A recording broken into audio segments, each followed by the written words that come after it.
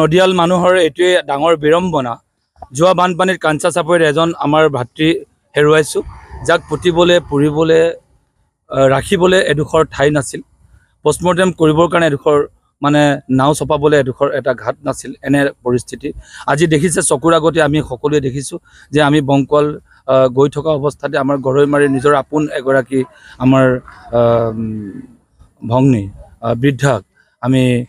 হেৰুৱাব লগা হৈছে আৰু যাক আজি ৰাজআলিত তেওঁ মানে আসলতে অন্ত্যেষ্টিক্ৰিয়া সম্পন্ন কৰিব লগা হৈছে আসলতে এটা প্ৰগতিশীল এখন সমাজ এখনক নিৰ্ধাৰণ কৰে এটা সুস্থ ড্ৰেইন আৰু অন্তত সুস্থভাৱে এটা মানুহৰ অন্ত্যেষ্টিক্ৰিয়া প্ৰণালীবিলাক যাতে এটা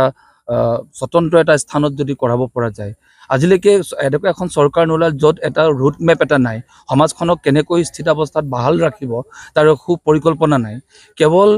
এই ৰিলিফ চাউল কেইমুঠিমান দিলেই আসলে সমস্যাৰ সমাধান নহয় আজি মানুহৰ ঘৰ পানীত ডুবি আছে আজি এনেকুৱা ধৰণৰ ঘৰৰ পৰিস্থিতিৰ কাৰণে আজি এইটো অৱস্থা হৈছে গতিকে ৰাইজে যিটো দাবী কৰিছে এইটো হ'ব লাগে আৰু আমাৰ ফালৰ পৰা ডিমাণ্ড আছে যে ইয়াত যি স্থানত যেনেকুৱা বৈজ্ঞানিক প্ৰণালীত এটা সমাজ কিমান হাজাৰৰ মাজত কেনেকুৱাকৈ এটা শ্মশান ঘাট হ'ব লাগে কেনেকুৱা বিজ্ঞানসন্মত কৰিব দৰকাৰে মানুহখিনি এৱাৰ কৰক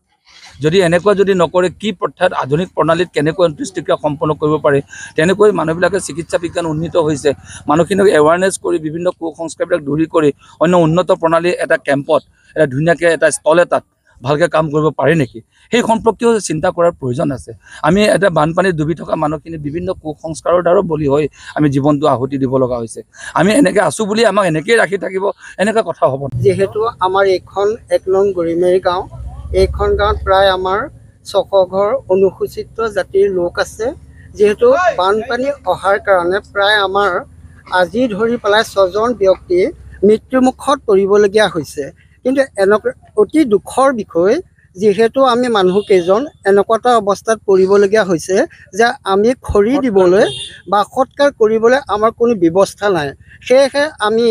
এই ৰাস্তাটো নিকৰি মিৰিয়ালিৰ যিটো ৰাস্তা সেই ৰাস্তাটোৰ ওপৰতে আমি খৰি দিবলৈ বাধ্য হৈছোঁ সেয়েহে আপোনালোকক অনুৰোধ জনাইছোঁ যেহেতু বিভাগীয় কৰ্তৃপক্ষই যাতে আমাক সেই শ্মশানখন বনাই দিয়ে আমাৰ সমূহ গৰিমেৰী ৰাইজক যাতে উপকৃত কৰে যেহেতু অনাগত দিনত যদি এনেকুৱা আকৌ বানপীড়িত হয় তেতিয়াহ'লে আমি নথৈ নাজল নাথল অৱস্থা হ'ব সেয়েহে আপোনালোকক কাটৰে অনুৰোধ কৰিছোঁ যিহেতু আমাক আপোনাক হবে এখন শ্মশান দিয়ে যিকোনো খবৰৰ বাবে যোগাযোগ কৰক আমাৰ এই নম্বৰত 7099017330 আৰু